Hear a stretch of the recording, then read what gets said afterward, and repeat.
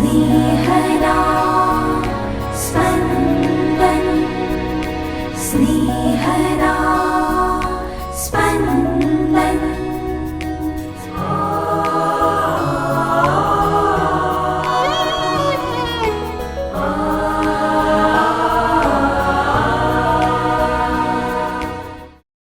નાતાલ પછીનો ત્રીજો દિવસ. ધર્મસભા આજે પ્રેષિત સંત યોહાનનું પર્વ ઉજવે છે. આપણને મળેલ પ્રભુની કૃપાઓ બદલ તેમનો આભાર માનીએ અને પ્રભુને વિનંતી કરીએ કે આપણી શ્રદ્ધા દ્રઢ બનાવે. સાંભળીએ સંત યોહાનકૃત શુભ સંદેશના 20મા અધ્યાયના વચનો 2-8. આથી તેણે દોડતા સિમોન પીતર અને બીજા ઈસુના વાલા શિષ્ય પાસે જઈને તેમને કહ્યું, પ્રભુને કબરમાંથી બહાર કાઢી લીધા છે અને ક્યાં રાખ્યા છે એની અમને ખબર નથી. એટલે પીતર અને પેલો બીજો શિષ્ય ઉપડ્યા અને કબર ભણી જવા લાગ્યા. તેઓ બંને જોડાજોડ દોડતા હતા, પણ પેલો બીજો શિષ્ય પીતર કરતાં ઝડપથી દોડીને આગળ નીકળી ગયો અને કબરે પહેલો પહોંચી ગયો. તેણે નીચા વળીને અંદર જોયું તો શણના પટ્ટા ત્યાં પડેલા હતા, પણ તે અંદર ન ગયો. ત્યાર પછી તેની પાછળ પાછળ સિમોન પીતર આવી પહોંચ્યો અને તે કબરની અંદર ગયો. તેણે જોયું તો શણના પટ્ટા ત્યાં પડેલા હતા અને ઈસુને માથે જે રૂમાલ ઓઢાડેલો હતો તે શણના પટ્ટા ભેગો પડેલો નહોતો, પણ એક બાજુએ જુદો વાળીને મૂકેલો હતો. પછી પેલો બીજો શિષ્ય જે કબરે પહેલો પહોંચ્યો હતો તેણે પણ અંદર જઈને જોયું ને તેને શ્રદ્ધા બેઠી. स्नेहदा स्पन्दन स्पन्दन। આજે સંત યોહાનનો તહેવાર છે. તેઓ જબ્દીના દીકરા તરીકે ઈસુના વહાલા શિષ્ય તરીકે ઓળખાય છે. આજનો શુભ સંદેશ એમણે જ લખેલો છે. તેમાં એમના વ્યક્તિત્વનું એક પાસું પ્રબળ રીતે રજૂ થાય છે. તે પાસું છે શ્રદ્ધા. તેમણે શુભ સંદેશ લખ્યો તેનો હેતુ શ્રદ્ધા સંકોરવા માટેનો છે. ઈસુ એ ખ્રિસ્ત છે, ઈશ્વરના પુત્ર છે, એવી પાઠકને શ્રદ્ધા બેસે, એ શ્રદ્ધાને બળે અને ઈસુને નામે પાઠકને જીવન મળે. આજના શુભ સંદેશનો પ્રસંગ અઠવાડિયાના પહેલા દિવસે એટલે કે આપણા પંચાંગ પ્રમાણે રવિવારે ખૂબ વહેલી સવારમાં બને છે. પાસ્ખા પર્વ વિશ્રામવારે સૂરજ ડૂબતા પૂરો થયો છે અને આજે સવારથી યરૂશાલેમ આવેલા યાત્રાળુઓ પાછા જવા માંડશે. એ પહેલાં આઘાતજનક સમાચાર આવે છે. પ્રભુને કબરમાંથી બહાર કાઢી લીધા છે અને ક્યાં રાખ્યા છે એ માહિતી નથી. પીતર વડીલ તરીકે સમાચાર સાંભળે છે અને કબર તરફ દોડે છે. યોહાનના વ્યક્તિત્વનું એક પાસું દ્રષ્ટિગોચર થાય છે. તેઓ હંમેશા વડીલ પિતરને સાથ આપે છે. યોહાન યુવાન છે એટલે કબર આગળ વહેલા પહોંચી જાય છે. આ માત્ર યુવાનીના જોશને કારણે નહીં, પણ ઈસુ પ્રત્યેના અગાધ પ્રેમને કારણે. જેને પ્રેમ કર્યો છે એના મૃતદેહને કબરમાંથી કાઢી ગમે ત્યાં રાખી અપમાનિત ન થવા દેવાય. એ મૃતદેહને માનભેર પુનઃ દફનાવવાની ચિંતા તેમને ઝડપથી દોડાવે છે. ઈસુ પરનો અગાધ પ્રેમ એમના વ્યક્તિત્વનું બીજું પાસું. ભલે ગમે તેટલી ચિંતા અને દુઃખ હોય, પણ વડીલની માન મર્યાદા ન ભૂલાય. આ યોહાનના વ્યક્તિત્વનું ત્રીજું પાસું. કબરે પહેલાં પહોંચ્યા પછી પણ તેઓ પિતરના આવવાની રાહ જુએ છે. પિતર શિષ્ય વર્તુળના વડીલ છે.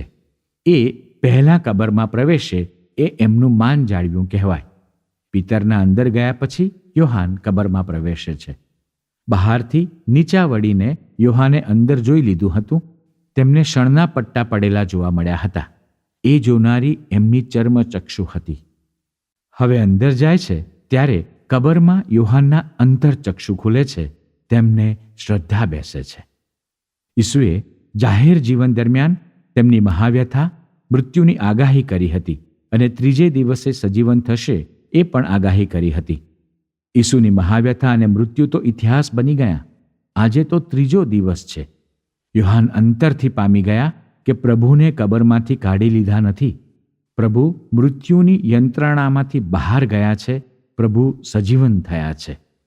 શ્રદ્ધા ધરવી એ એમના વ્યક્તિત્વનું ચોથું પાસું. શ્રદ્ધા ખાલી કબરનો સાચો અર્થ સમજાવે છે. પછી ખાલી કબર ચિંતાનો વિષય રહેતી નથી. એ જ મુજબ જીવનમાં શ્રદ્ધા અને ચિંતા એ વચ્ચે પસંદગી કરવાની રહે છે. આજનો શુભ સંદેશ શરૂ થાય છે ચિંતાથી, પૂરો થાય છે શ્રદ્ધાથી. અર્થાત શ્રદ્ધા આવે તો ચિંતા જાય. એથી ઉલટું શ્રદ્ધા જાય તો ચિંતા આવે. આપણે પ્રભુની કૃપા માગીએ કે આપણે શ્રદ્ધા પસંદ કરતા થઈએ.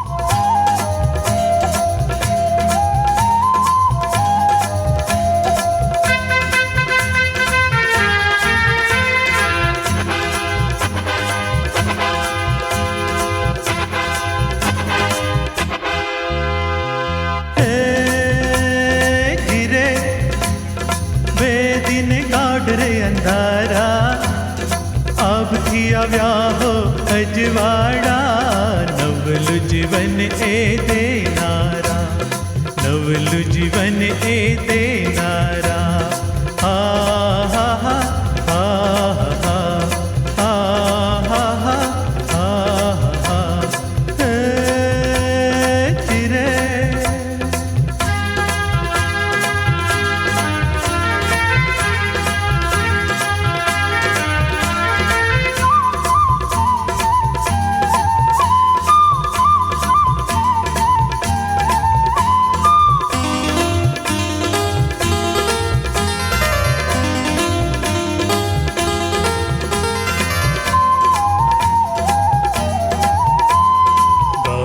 છેવાડે એક પુરાણી ગબાણમાં જન્મ્યો રે બાળ રાજા. અગ્નિ અટારીએ શરણાયું વાગે ને વાગે રે વાજિંતર જાજા. ધરણી નાજ તો ઉકળ્યા રે બાયગા, બાયરામાં ચેતન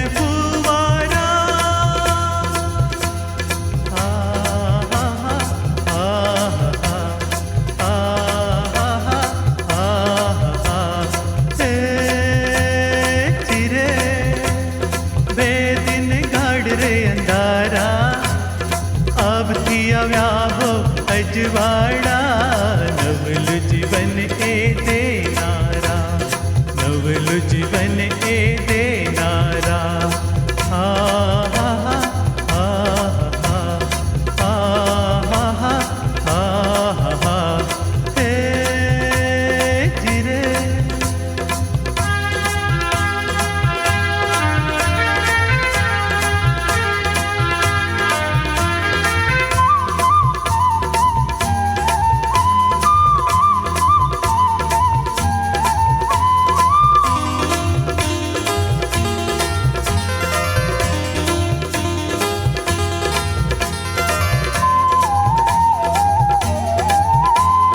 પરમ પિતાનો પુત્ર અવતર્યો, માણસનો દેહર ધર્યો.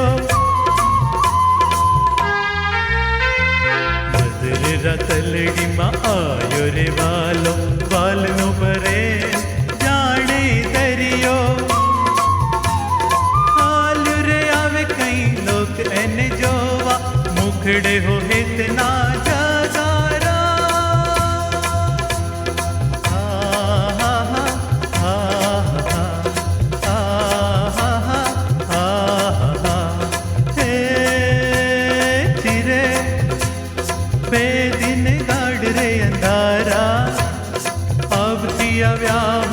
અજવાડા. નવલું જીવન એ દેના